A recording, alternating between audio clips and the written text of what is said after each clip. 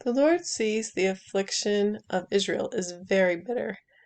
They had brought their suffering on themselves, but God is moved with compassion and by his integrity.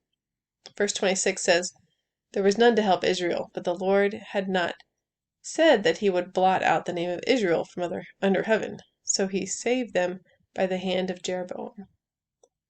God saved Israel, though it was Jeroboam who led in their victories, even though he was an evil king.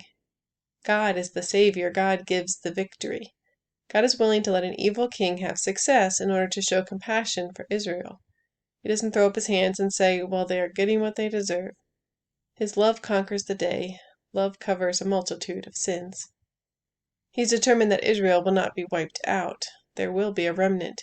He's keeping a promise here to preserve them. He will save them from themselves.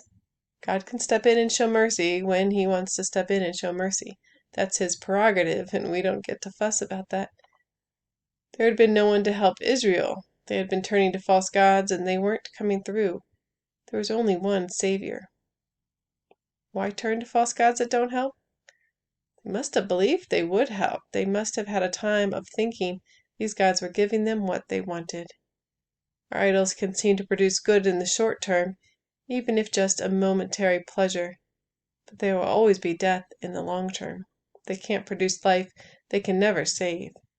There is, and only ever was, one Savior.